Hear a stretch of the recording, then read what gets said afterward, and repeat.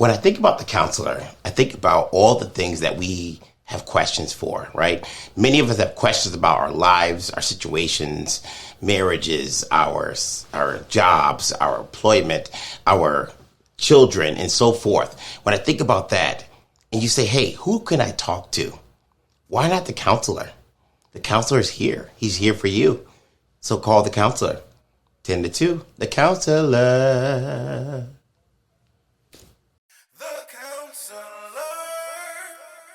All right, good afternoon, everybody, and welcome back to The Counselor. I am your host, Sheldon Stovall. Today, we are going to continue talking about smartphone addiction, also known as nomophobia. All right, and we're going to talk about some of the symptoms that people are starting to exude from overusing their cell phone. All right, so what is smartphone addiction? Smartphone addiction goes anywhere from a smartphone, a tablet, or a computer that can be used as a tool for productivity. But compulsive use of these devices can interfere with your work, right, your school, and your relationships. And once again, we talk about signs of addiction, and some of the signs is when this overuse of something starts affecting your life. So when you find yourself at work and you're checking your cell phone every 5 minutes, if you find yourself at school and not even paying attention to your professor or to your teachers because you have to check your cell phone every 5 minutes, it has to be something that's going on. And it's time for us to start taking some notice and maybe doing something about it. So once again, if you find yourself dealing with any of these situations, if you see some of the subject matter that we're talking about and you would like to be part of the counselor, you can always give us a call. The number should be scrolling on the screen. You can email me at promo@thecounselor.live, or you can slide up in my DMs. All right, so we're going to continue talking about smartphone addiction. Smartphone addiction, sometimes known as nomophobia, and remember we talked about that in part 1. That's the fear of being without your cell phone. It's often fueled by an internet overuse problem, right? Or an internet addiction disorder. All right, so now you're starting to see these terms are coming up where these things are actual issues that people are experiencing. So smartphone addiction can encompass a variety of impulsive control problems, including virtual relationships. Yes, that is something new that some of us who are older, that were born before the 2000s, have never heard before. It's called a virtual relationship. And so now that's an addiction to social networking. So if you find yourself constantly on dating apps, Facebook, TikTok, different Instagram, when you find yourself on these programs, these social media sites all day, not just every day, all day, there could be a potential issue. You could possibly be dealing with an addiction disorder. All right. Or even messaging can extend to the point where virtual ones or online friends become more important than real life relationships. So when you actually can get up in the morning, go to school, right, and not talk to anyone all day because your head is in your phone, not interested in making friends because all your friends are when you're in your room by yourself playing games or on the internet. You have now created what we call virtual friends, online friends, and that's not good for you. All right. Every one of us are humans, and you need human compassion, human interaction. You need someone to speak to that is willing to speak back to you, that yes, you can smell their breath. All right. You can see their hair move. You can see their eyes blink. Right. You need social interaction. All right. So when you see your life going in that direction where you don't care about having people around, that's definitely signs of addiction. And we're going to talk more about that in a few minutes. All right. Information overload. So if you find yourself compulsively searching the web, right, watching videos, except for this one, playing games and checking news feeds, this can lead to a lower productivity, again, at work, right? Because you're so used to doing this that at work, you're going to find yourself picking up your phone out your pocket and looking, right? Or school. Once again, they have rules in school, but some of you guys will sit there and put the phone on the desk and wait for your teacher to catch you. But she already knows, or he already knows what you're doing because your head is down, which means you're what? Not paying attention. So these are things that start, or if you isolate yourself for hours at a time. So once again, when you find yourself being by yourself and your only friend is your cell phone, these are signs that you might be experiencing an addiction or an overuse on a particular item or product. All right. So once again, if these things are bothering you, or if you know someone that might be going through this, please pick up the phone and give us a call. You can also comment below, because some people don't like to talk on camera. Some people don't want to do a video chat session, but you can feel free to comment below and tell us your story. All right. Cyber sex addiction. All right. Compulsive use of the internet pornography, Pornhub.com. Right? Pop up. You ever use somebody's phone for a minute and you accidentally hit, the windows where all the windows show, and you'd be surprised what comes up. That's happened to me a few times. I said, can I use your phone for a second? And then, I went to close it, and I'm not that good at using cell phones. And when I went to go close it, I hit the window button, and good God, I was shocked beyond shock.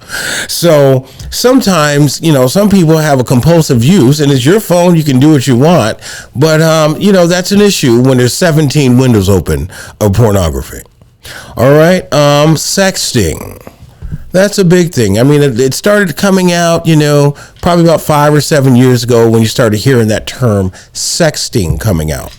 And they were having all these shows about, is your teen sexting?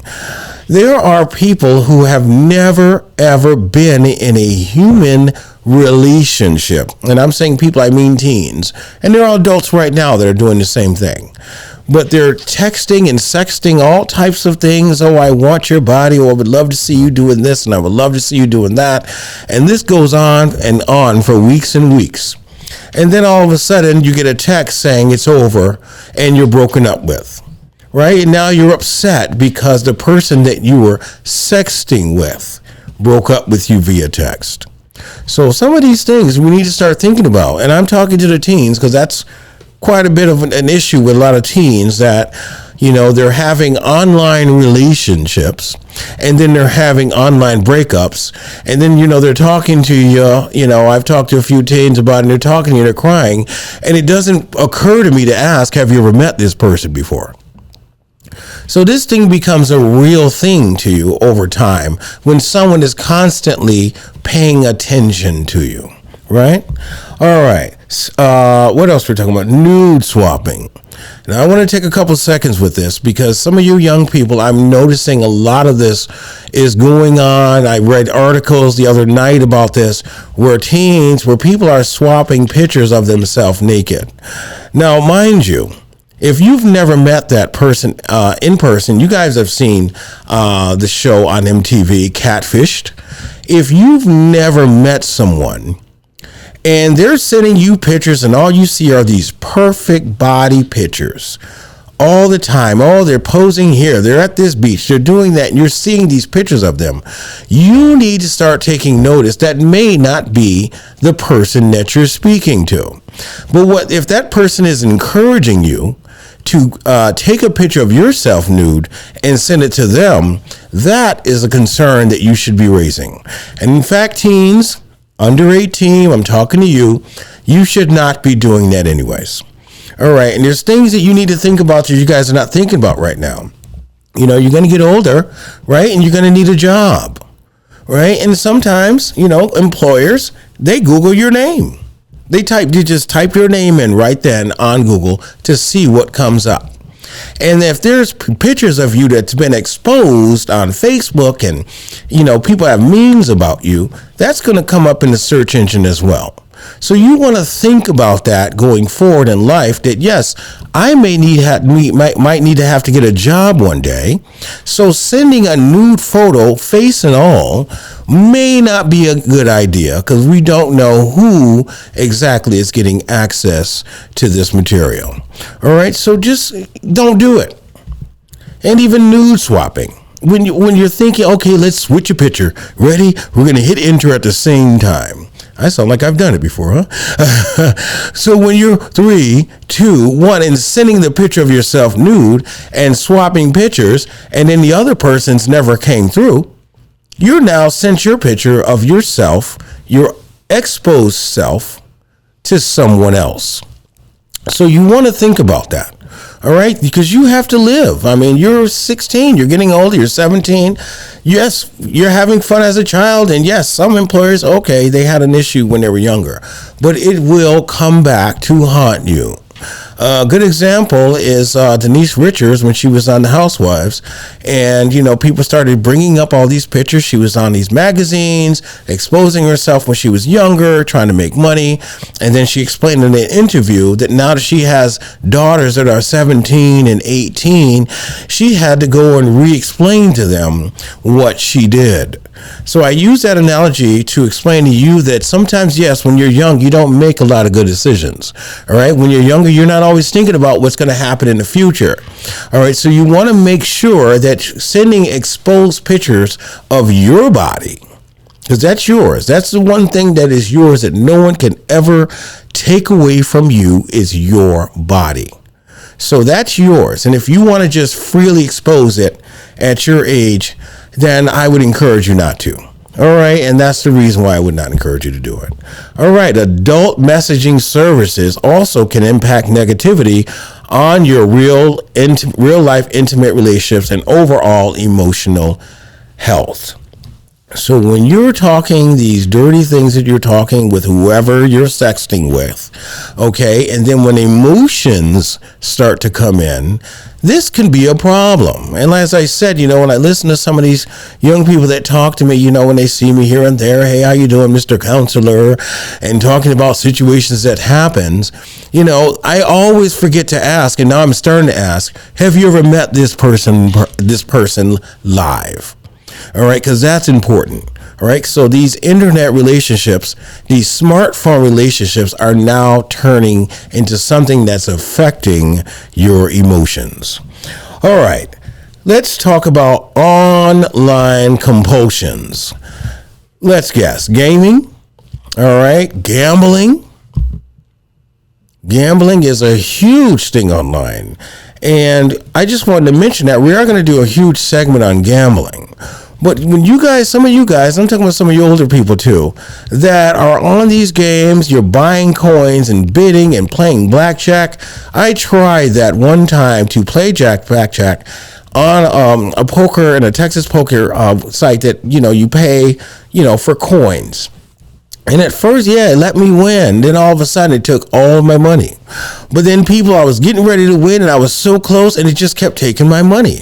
And so I started researching, and I started Googling, right, this particular website. Found out that it was a fraud. It was fixed. Okay, that no one ever wins. So I can't tell you what to do. Some people have a whole bunch of disposable income. So if you want to waste on these apps and waste it on these gambling sites, that's up to you. But at the end of the day, you have to realize that these are programs that are written by someone.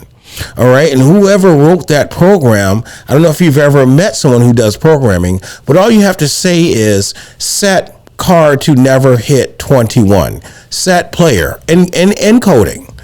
And guess what? You'll never hit 21 on that game. So again, all this compulsivity, this online gambling, gaming, same thing. I mean, gaming is great. Some of you don't even play a game for a week before you got the next game that you're buying. You don't even have that game for a week and then you want another one. All right. These are all online compulsions. Of course, everyone online is going to have this game that just came out the day before it's supposed to come out, and you had to pre-order it. Online compulsion. Did you ever finish your first game? You know, I remember playing Pac-Man. That's how old I am. And Superman on an arcade game. Yeah, I wasted about $50 to get to the end of the game of Superman. And when I finally won, all Superman did was just fly across the screen. So I wasted $50 going to the store every day, putting in quarter after quarter, because, you know, you get better and better the more you play. And we're sitting there waiting for people to play. I'm telling you my age. And then when we get there, we have our pocket full of quarters, and we're just sticking them in, me and my brother. And we're just playing Superman. And we won finally. And it was an accomplishment. But who really won? The person that collected the quarters. All right, so you have to think about this online obsession.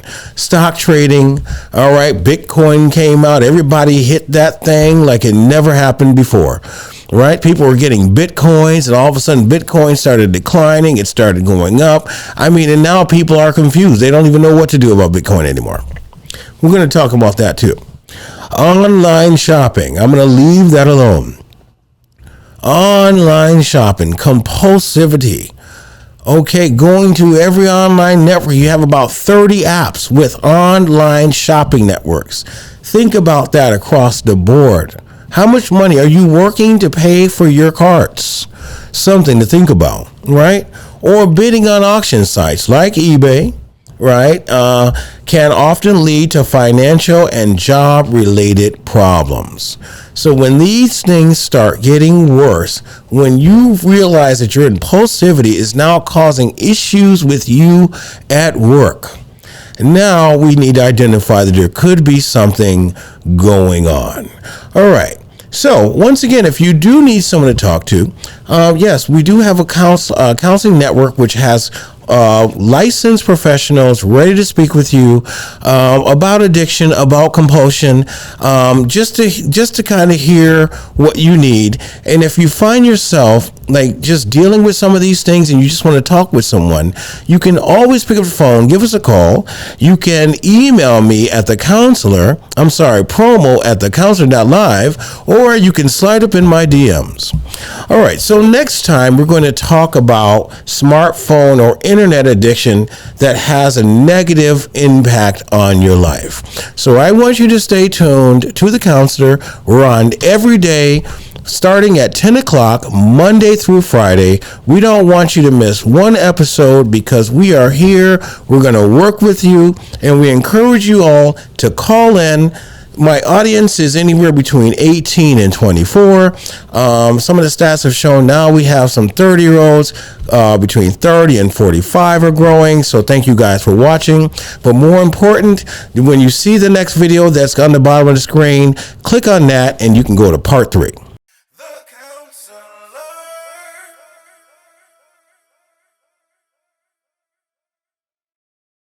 When I think about the counselor, I think about all the things that we have questions for, right? Many of us have questions about our lives, our situations, marriages, our jobs, our employment, our children, and so forth. When I think about that, and you say, hey, who can I talk to?